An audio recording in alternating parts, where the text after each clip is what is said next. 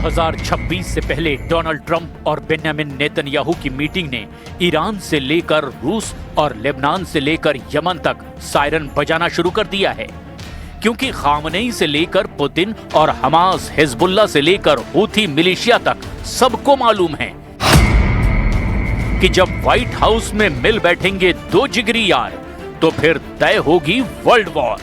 29 दिसंबर को इजराइल के प्रधानमंत्री बेंजामिन नेतन्याहू अमेरिका के दौरे पर होंगे और इस दौरान उनकी डोनाल्ड ट्रंप से मीटिंग फाइनल हो चुकी है।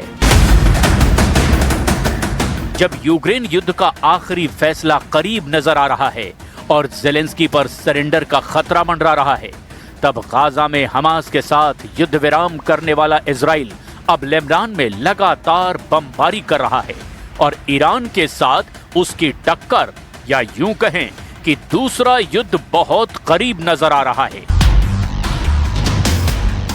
ऐसे में सवाल यह है कि क्या डोनाल्ड ट्रंप और नेतन्याहू की मीटिंग में 2026 का नया फ्रंट पक्का किया जा रहा है?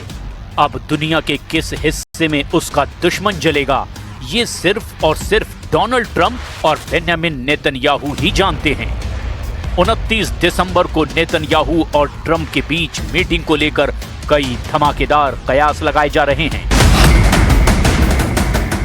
क्या 2026 में गाजा के बाद वेस्ट बैंक में इजराइल का युद्ध वाला ऑपरेशन तेज होने वाला है? क्या 2026 में लेबनान और इजराइल बॉर्डर जलेगा और हिजबुल्लाह के साथ अब आर पार का युद्ध होगा? क्या 2026 में यमन बनेगा वॉर जोन और अमेरिका इजराइल मिलकर हूथी मिलिशिया को कुचल डालेंगे? क्या 2026 में ईरान इजराइल की जंग फिर शुरू होगी और नेतन्याहू इसी के लिए सबसे सीक्रेट मीटिंग करने अमेरिका जाने वाले हैं?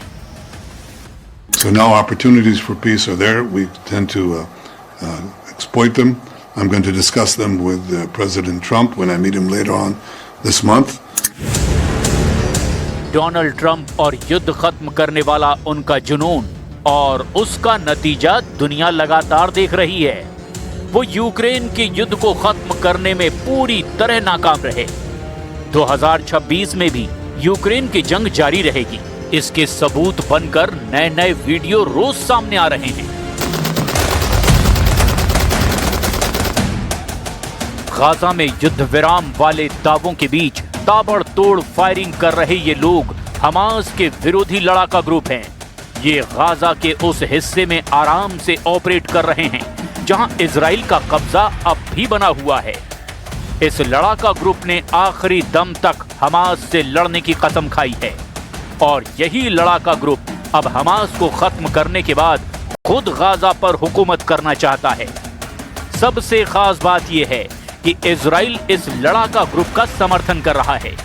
ये बात नेतन्याहू ने जून 2025 में ही बता दी थी, लेकिन हमास को पूरी तरह रोकने में फेल रहे इजराइल ने अब उसके दुश्मन ग्रुप का साथ देने का फैसला किया है।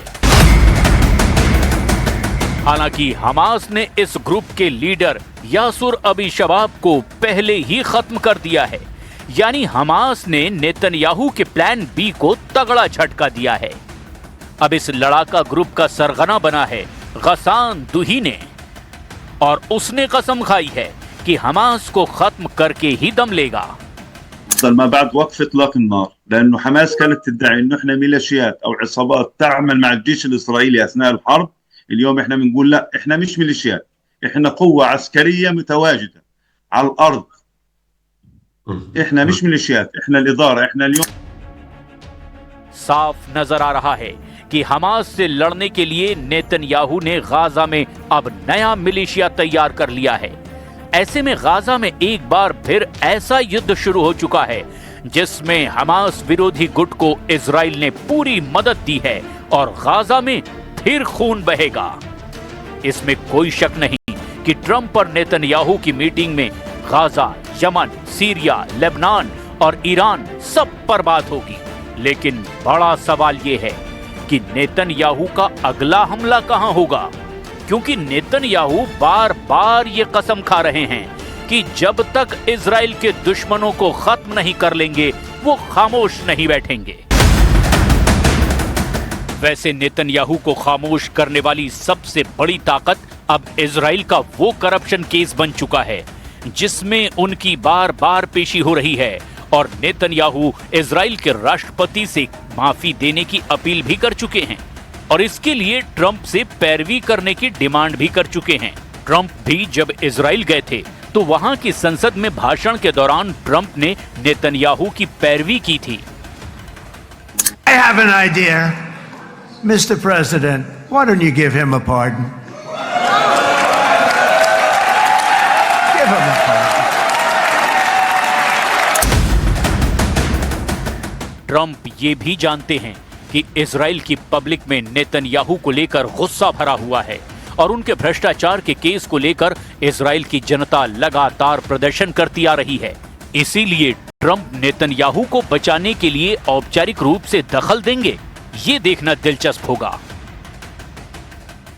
Coming here almost once a week throughout Benjamin Netanyahu's trial to make sure that the trial continues to express our dismay, and especially today after Bibi Netanyahu, without pleading guilty, without taking responsibility. And we won't let him to run away from his crimes and from sitting in jail.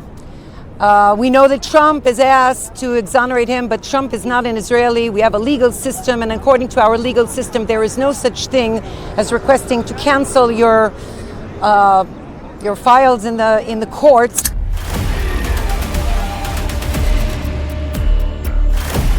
इसमें कोई शक नहीं कि Donald Trump और Benjamin Netanyahu की meeting में कुछ बड़ा जरूर होगा और इसीलिए अमेरिका और इजराइल के दुश्मन इस वक्त 29 दिसंबर की मीटिंग को लेकर बहुत ज्यादा एक्टिव हो गए हैं।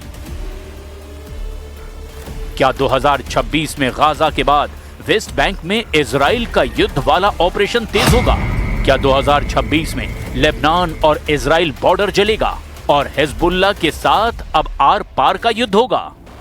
क्या 2026 में यमन बनेगा वॉर जोन और अमेरिका इजराइल मिलकर हूथी मिलिशिया को कुचल डालेंगे? क्या 2026 में ईरान और इजराइल की जंग फिर शुरू होगी और नेतन्याहू इसी के लिए सबसे सीक्रेट मीटिंग करने अमेरिका जाने वाले हैं? लेबनान और इजराइल के बीच युद्ध किसी भी वक्त शुरू हो सकता है। अगर ऐसा हुआ तो समझ लीजिए कि इजराइल का मकसद पूरी तरह लेबनान को गाजा बनाने का होगा, जबकि ईरान की कोशिश होगी कि किसी भी तरह हिजबुल्लाह की बची हुई ताकत को बचा लिया जाए। इसीलिए लेबनान के साथ साथ इजराइल में ईरान के साथ युद्ध का भी सायरन लगातार बज रहा है और नेतन्याहू बार बार बता रहे हैं कि इजराइल को कोई हरा नहीं पाएगा, चाहे जितना भी दम लगा ले। What we will always insist upon is that the sovereign power of security from the Jordan River, which is right here, to the Mediterranean Sea, which is right there, that will always remain in Israel's. Syria में बशर अल असद का तख्ता पलट और अब वहां Jolani की हुकूमत कायम होना, ये नेतन्याहू की बहुत बड़ी जीत माना गया है।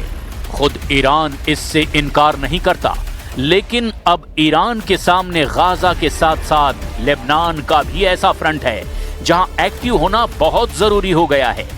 लेबनान में हिजबुल्लाह की लीडरशिप को खत्म किया जाना और वहां लगातार कमांडरों पर हमले से ईरान भी घबराया हुआ है और अब तेल अवीव और तेहरान के बीच सीधा तनाव देखा जा रहा है।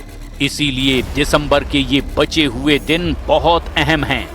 इस दुनिया में किसी ना किसी कोने में या तो युद्ध के हालात बने हुए हैं या फिर ऐसा तनाव बना हुआ है जो किसी भी वक्त युद्ध में तब्दील हो सकता है और ये खतरा वहां लगातार मंडरा रहा है।